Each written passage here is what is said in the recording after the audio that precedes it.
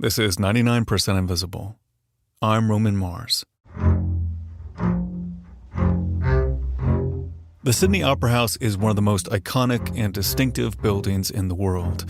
It took a relative newcomer and architectural outsider to dream it up. But the saga of making this future World Heritage landmark a reality is a tale for the ages. A cautionary tale.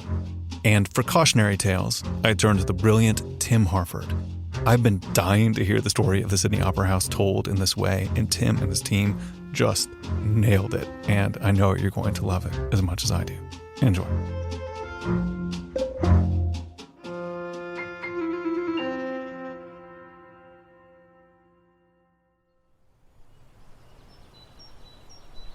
In a clearing in a forest, a day's walk north of Copenhagen, stood a little house. A fairy tale setting, worthy of Hans Christian Andersen perhaps. But this is no fairy tale, and it wasn't a fairy tale house. It was low, flat and minimalist, Denmark's first open-plan house.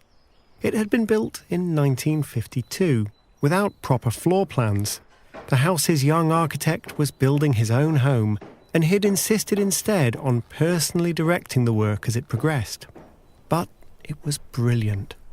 Denmark's most celebrated architect visited the construction site and muttered under his breath, "Hell, he's better than I am." Maybe so. It was hard to be sure.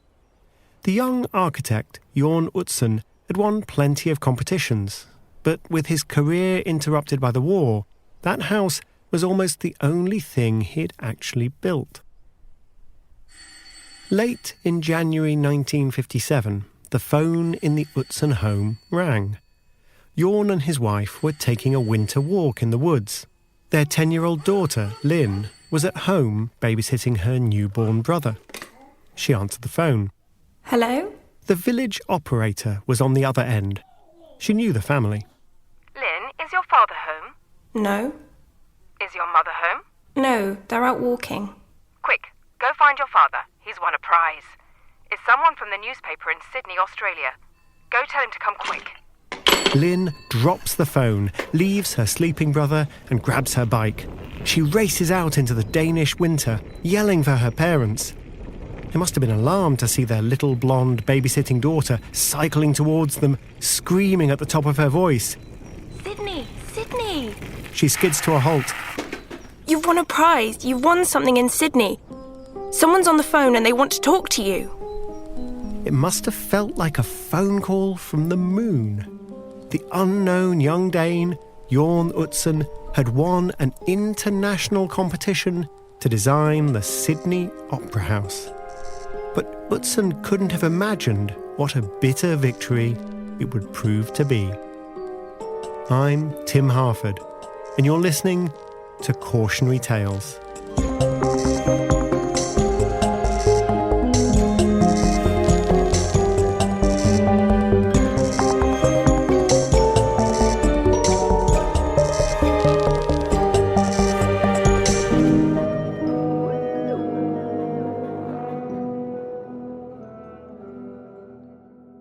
Eugene Goossens was a distinguished violinist and conductor. In the 1940s, he moved from Britain to the faraway city of Sydney, where he was struck by three things: the beauty of the harbour, the apparent indifference of the locals to that beauty, and the lack of a really good venue for classical music. Goossens dreamed up an idea. Build a huge opera house on Bennelong Point, a finger of rock poking out into Sydney's glorious harbour, in which blue water is surrounded on all sides by the city and spanned by the vast arch of the Sydney Harbour Bridge. Goossens was charismatic, and local politicians were keen to show that they could deliver cultural amenities for Sydney voters. They formed a committee which announced an open competition to design the new opera house. Anyone, even an unknown young architect from Denmark, could try to win. As Goossens' grand project gathered momentum, he flew back to London to be knighted by the Queen, and on his return, tipped off by a journalist, customs officers asked to search his luggage. They found it to be packed with naughty photographs and even naughtier rubber masks. In 1950s Australia, it was a scandal. Sir Eugene fled back to London, a broken man. Alas, Sir Eugene's fate, great talent, self-inflicted wounds, and a tragic end to a great career, is just the overture to the story of the Sydney Opera House, in which the same dramatic beats would play out on a much bigger stage. Not that anyone should have expected the Sydney Opera House to be an easy project. Sir Eugene had wanted big concert halls, but Bennelong Point was a cramped site. The Premier of the state wanted a grand legacy, a building for the ages, but no politician wanted to raise taxes to pay for it. And opera houses are actually rather ungainly structures. Their bulging towers for stage machinery are usually hidden behind grand facades. But Sydney's Opera House couldn't hide. It would be visible across the water, from north, east and west, even from above, from the monumental Sydney Harbour Bridge. In announcing their competition then, the committee laid down the challenge to architects from around the world. Design an opera house for us. It needs to be huge, fit onto a tiny site, look amazing from any angle, and be cheap. Knock yourselves out. In January 1957, the time came to choose a winner.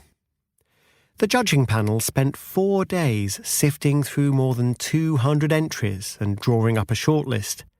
They were waiting for the arrival of the final judge, an architectural rock star, the great Finnish-American architect Eero Saarinen. But he was running late. That was understandable.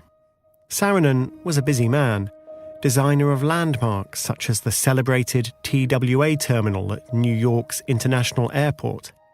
And if buildings like that helped New York to feel like the centre of the world, then Sydney, at the world's edge, wanted some of that stardust. When the other judges showed Eero Saarinen the 10 leading entries, everyone could tell that he wasn't impressed. The ideas were awkward compromises, predictably boxed in by their attempts to satisfy the contradictory requirements of the competition. Saarinen shook his head and went for a stroll to Bennelong Point. He sat and sketched for a while. Caressed on 3 sides by the lapping waters of Sydney Harbour, it really was a magnificent spot. He returned to the judging room and started flipping through the rejects. There was one which stood out as completely different, even though it was really little more than a sketch. There was a monumental base, reminiscent of an Aztec pyramid or a Chinese imperial palace. Floating above it were light, shell-like roof structures, overlapping like the sails of some grand ship. It was like no building Saarinen had ever seen. He laid it out, stepped back to ponder it, stepped forward to peer at the details. Then he turned to the other judges. Gentlemen, here is your opera house. 12 days later, the state premier, Joseph Cahill, stands in front of the cameras with a sealed envelope. He's a former trade union organiser, not your stereotypical opera-goer. But now that the disgraced Sir Eugene Goossens has fled the country, Cahill has surprised some people by stepping up as the opera house's biggest champion. Like any good politician, he's going to milk this dramatic moment. The winning design, he announces, is scheme number 218. And who designed that? Cahill doesn't have the name to hand. An official hurries forward, rummages in the envelope, pulls out a second document. Ah yes, a scheme number 218 submitted by, Jorn Utzon of Hellebeek, Denmark. Jorn Utzon? Who?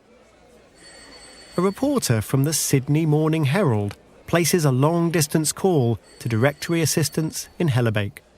They try Utzon's office number. He's not there. Then they try his home number. The operator comes back on the line. Apparently, he's gone out for a walk, but his daughter has gone to find him. Is it okay to hold? For the first interview with the unknown winner of the Sydney Opera House competition? Sure, he'll hold. All of Australia wants to know about the mysterious Jorn Utzon.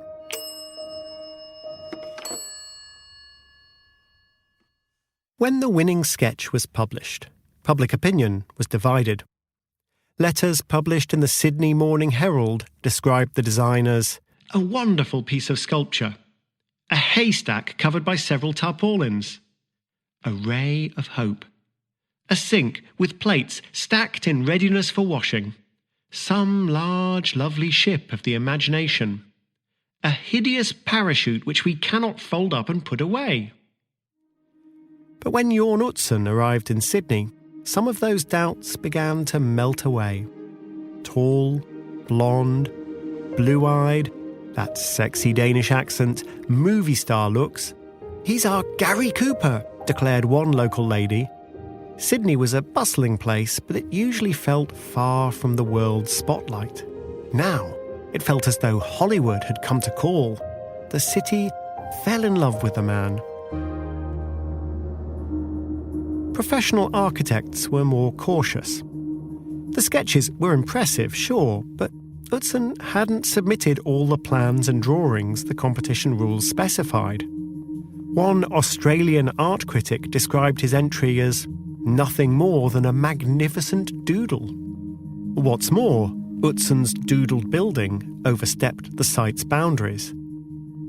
Then there was the question of whether its glorious sail-like roof structures could actually stand up.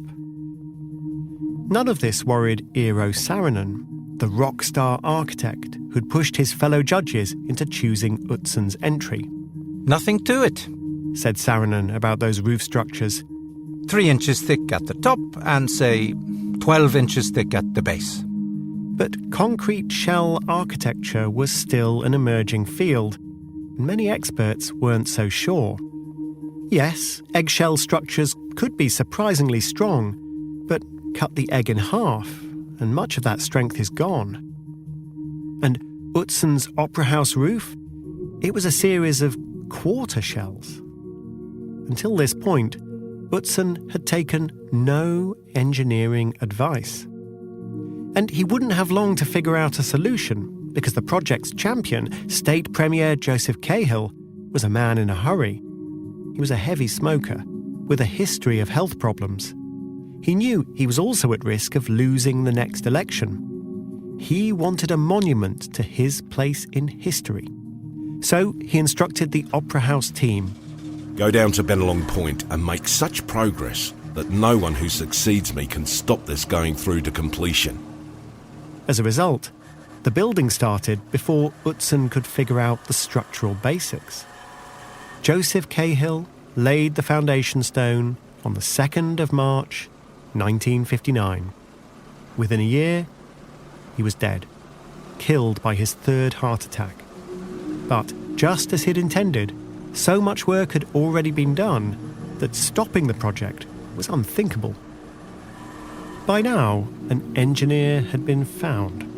His name was Ove Arup, the Anglo-Danish boss of Ove Arup & Partners, a respected engineering firm. The two Danes, Utzon and Arup, had been working together to try to figure out a solution to the structural problem.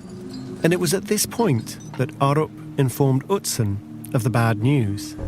His beautiful, freestanding roof shells simply couldn't be built.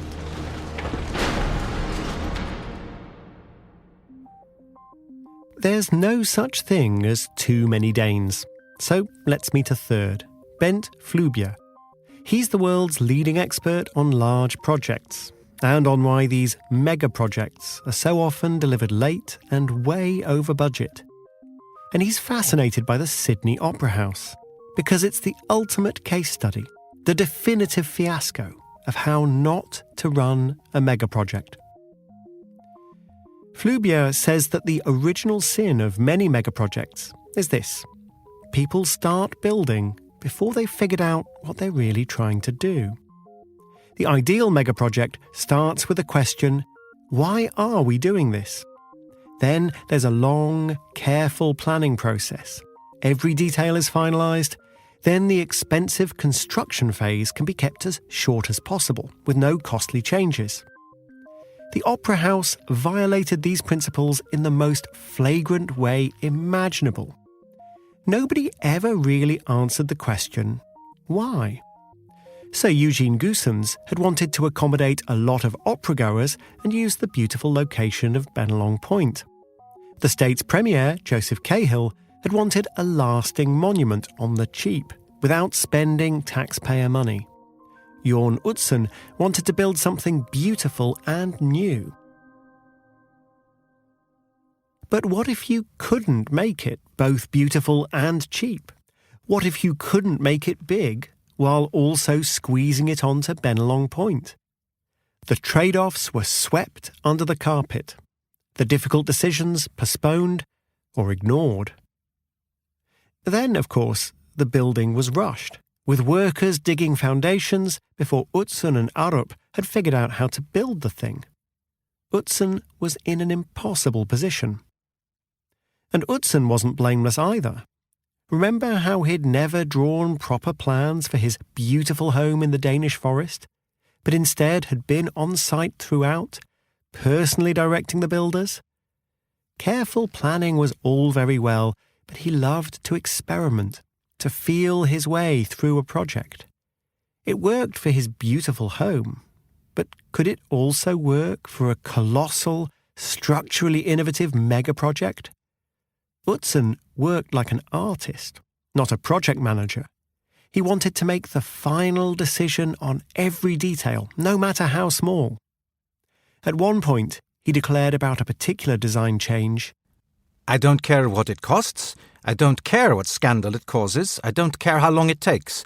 That's what I want. That attitude explains why Utzon's Opera House is the most beautiful building in the world. It also made him the mother of all bottlenecks, especially as Utzon had a habit of disappearing for weeks at a time. After his second visit to Sydney, Utzon decided to return to Denmark via China, Japan and Nepal. When he finally resurfaced, Arup jovially wrote, It was nice to hear from you. I really thought you were lost in the wilds of Asia. Utzon had hoped to pick up inspiration on his travels that he could use for the Opera House, and he did. But decisions on the project ground to a halt without him. And the problem of the roof was no joke. Utzon's original magnificent doodle used a variety of different curves. That caused 2 headaches. The first was the expense. It made every section of the roof a unique construction. The second was more serious. Arup had to spend a fortune on groundbreaking computer simulations to figure out whether they would collapse under their own weight.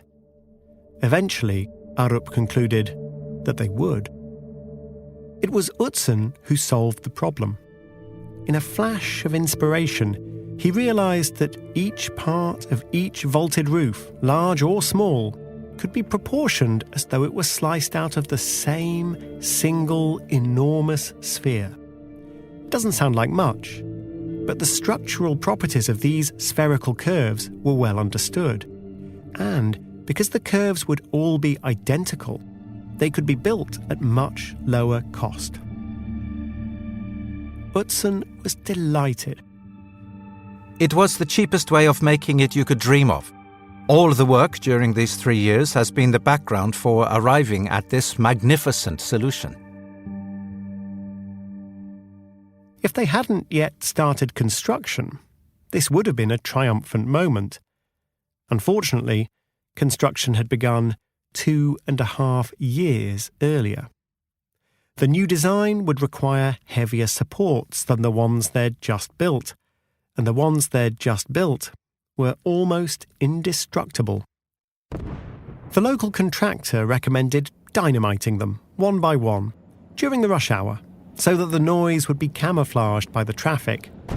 That worked for a while, until a lump of concrete was blown high over the harbour and landed on a passing ferry. "Another Opera House bungle!" yelled the local newspapers. Utzon had decided to move his office to Sydney to oversee proceedings.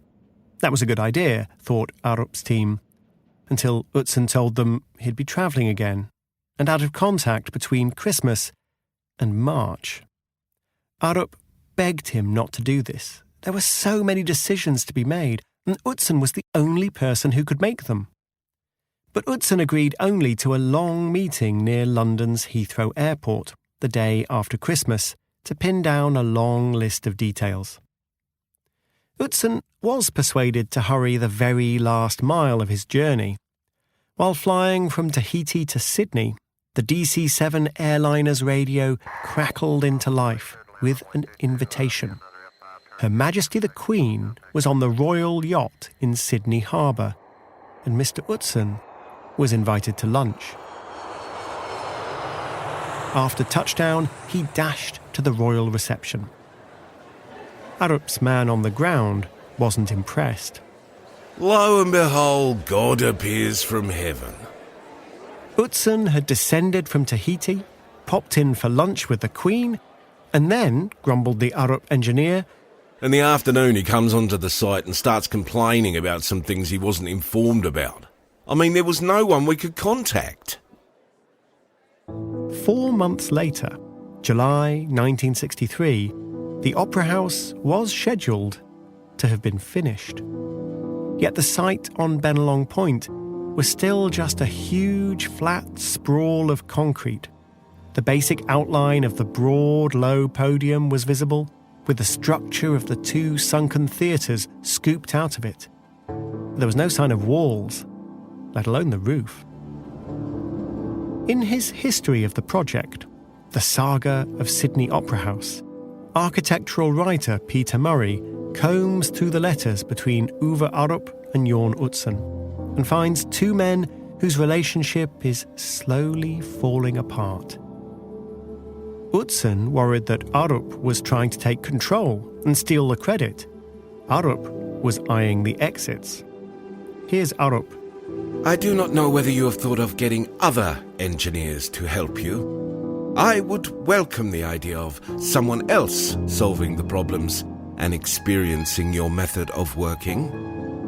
Utzon responded, Dear Uwe, please desist from your criticism. Management is in a way the easiest part of the job, something which most people can learn. Well, perhaps. Nobody doubted Utzon's genius as an architect. But as deadline after deadline was being broken, this was no time to be taking management for granted. The megaproject expert, Bent Flubier, argues that the longer the construction phase of a project lasts, the more time there is for something to derail everything. He's right. In May 1965, 2 years after the Opera House was supposed to have been finished, there was a state election in New South Wales. The backdrop for this election was an expensive and manifestly unfinished building. The roof shells had at last been built, soaring above the podium and the waters of the harbour. But they were bare concrete. The epic job of tiling them had hardly begun.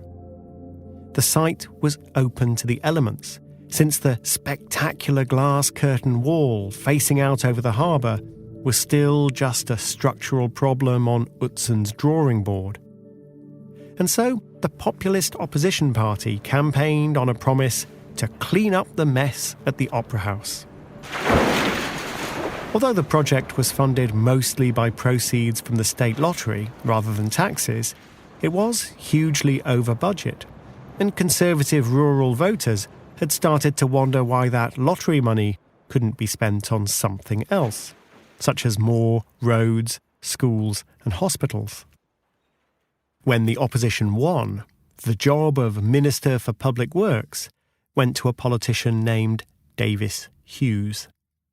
Hughes was a controversial choice, and not only because he'd recently become notorious for falsely claiming to have a bachelor's degree in job applications. When he was put in charge of this vast construction project, his wife laughingly remarked that he couldn't drive a nail in straight. In the first 6 months of his tenure, Hughes struggled to get a grip. To his frustration, spending on the Opera House ballooned more than ever. By the start of 1966, 9 years after Utzon had become famous around the world for winning the design competition, Hughes was ready for a showdown. He began withholding payments to Utzon, demanding more oversight and more control. Without the money, Utzon couldn't pay his staff. He was already in financial trouble because both Denmark and Australia were arguing that he should be paying his taxes to them. Was Davis Hughes deliberately undermining Utzon? Or was he imposing some much-needed discipline? Whatever the aim, the result was predictable. Uwe Arup could see what was coming. He wrote to Utzon urging him not to resign, telling him that resigning would solve nothing. But Arup's letter didn't arrive in time to warn Utzon to be careful what he said. After a tense meeting with Hughes, Utzon sent a letter explaining that by cutting off the money, "You have forced me to leave the job." Utzon later said that he was just pausing work for lack of funds, and that quitting was never his intention. But Davis Hughes didn't see any ambiguity. He promptly announced to the State Assembly that Jorn Utzon had resigned.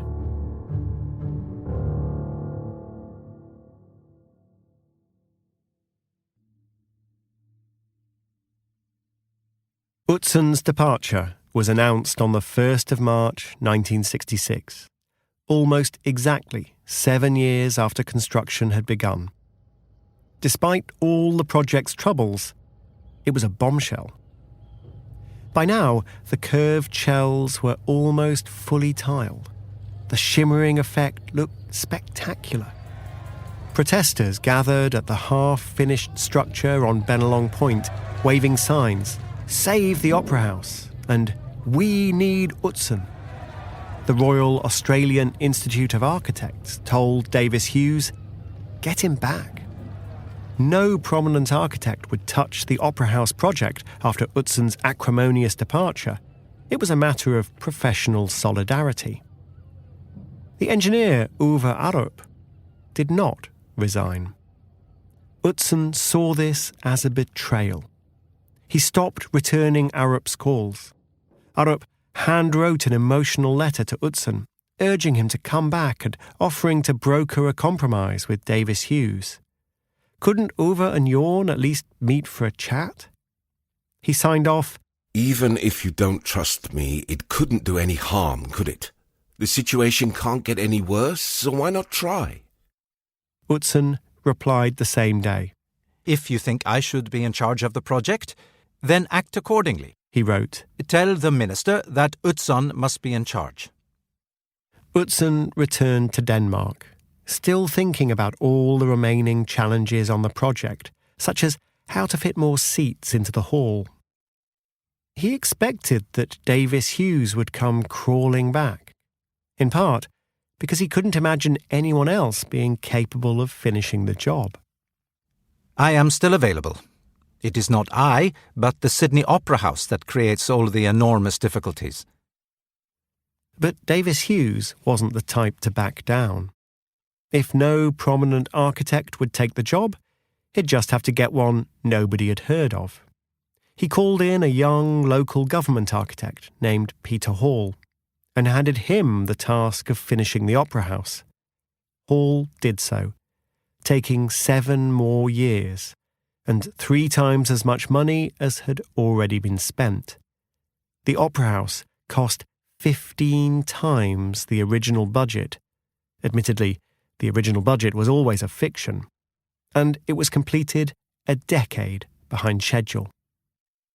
Jorn Utzon wasn't the type to back down either. Years later, Ove Arup asked a mutual friend to try to arrange a reconciliation. Maybe he and Utzon could meet and talk things over. They drove to Utzon's hometown, and Arup sat in a hotel lobby, nursing a coffee and waiting. The friend returned. Utzon didn't want to see Arup. There would be no reconciliation. The Opera House was officially opened by Queen Elizabeth II on the 20th of October, 1973. Jorn Utzon declined his invitation to attend, which was perhaps just as well. The Queen's speech, written by local politicians, didn't mention Utzon's name. The plaque she unveiled celebrated young Peter Hall and Davis Hughes. In his book, How Big Things Get Done, Bent Flubier describes what happened when star architect Frank Gehry was asked to come to Bilbao to work on a building.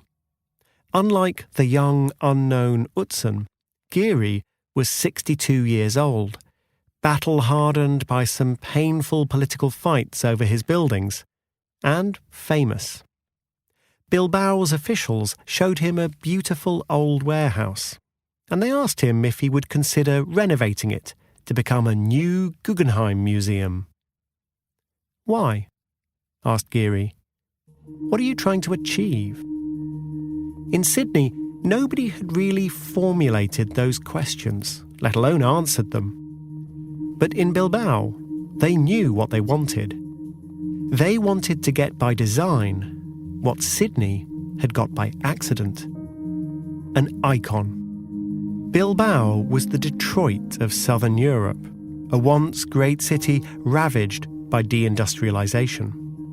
The local government wanted the new museum to spark an urban renaissance, to put Bilbao on the map, just as Sydney Opera House had put Sydney on the map. "Fine," said Gehry. "In that case, forget the renovation project.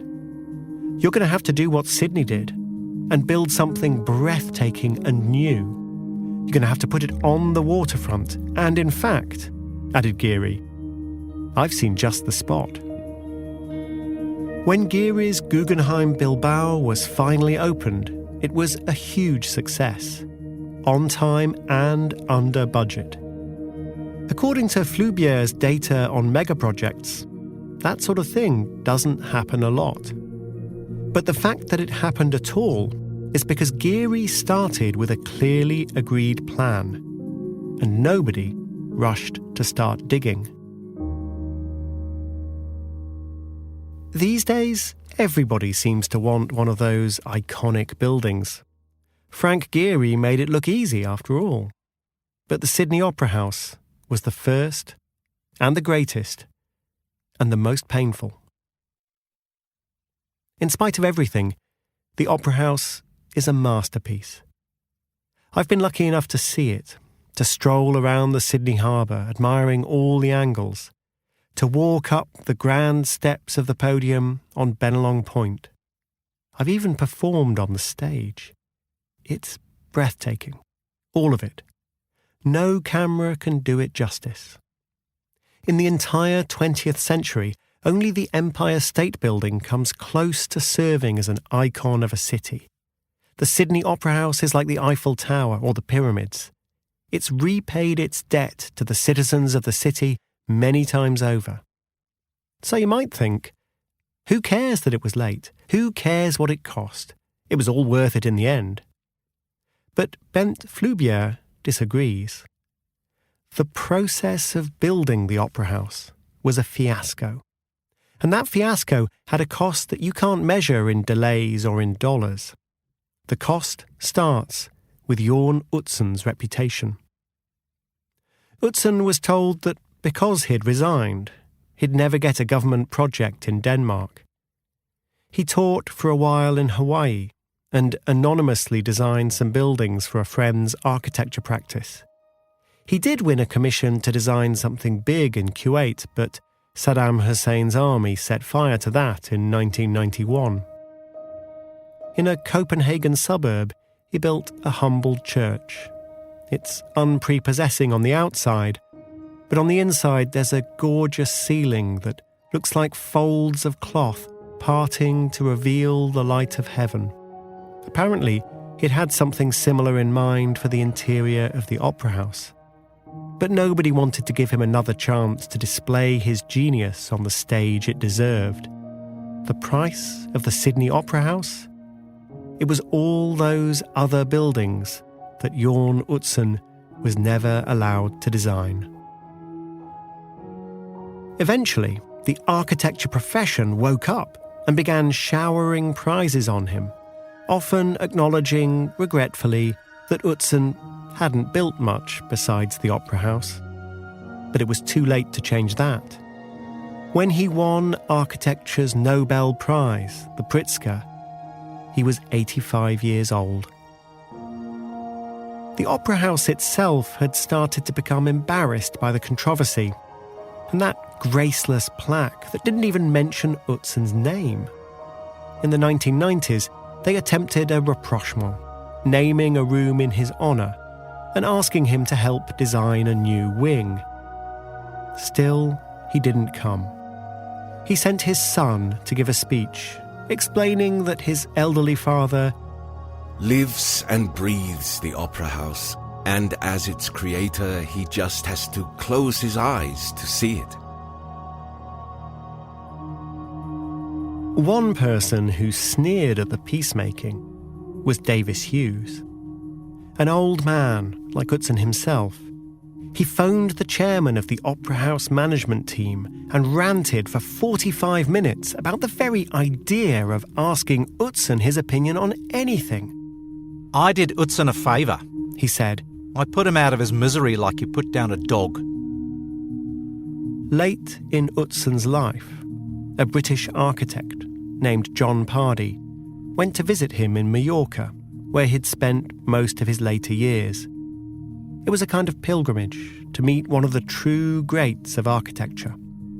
Utzon had designed the home, of course, and Pardee described its glare-free hush that seemed to transport me to another world. They talked about this and that. The old man expressed the occasional pain at the Opera House affair, but this was all a long time ago, he said. Utzon had never been back to Sydney. He'd designed the most beautiful building of the 20th century, and he'd never seen it. Sensing that Utzon had left some part of his heart in Sydney, Pardee offered to help the old man travel back. Utzon's wife pulled Pardee aside. That wasn't possible, she said. It would kill him. Did she mean the arduous journey? Or did she mean the memories?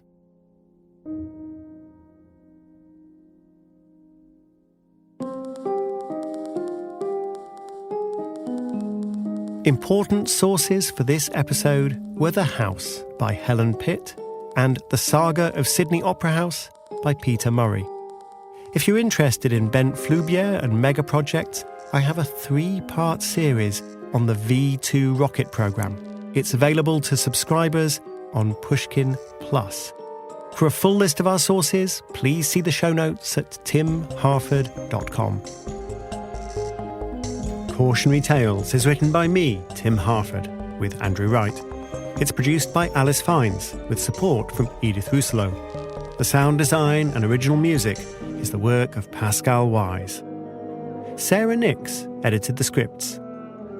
Cautionary Tales features the voice talents of Rufus Wright, Melanie Guttridge, Ben Crow, Stella Harford, and Gemma Saunders.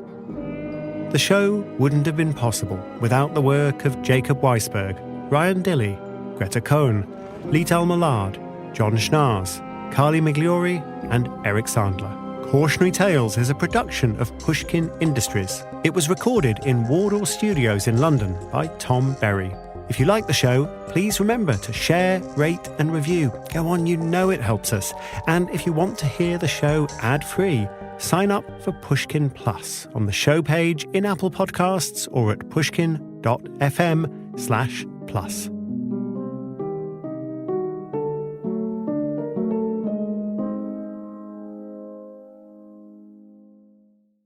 I mean, if you haven't already subscribed to Cautionary Tales after hearing that story, there's nothing I can do for you. I can't help you. You need to have your head examined. Subscribe now, wherever you get your podcasts. We'll have a new 99PI from us next week.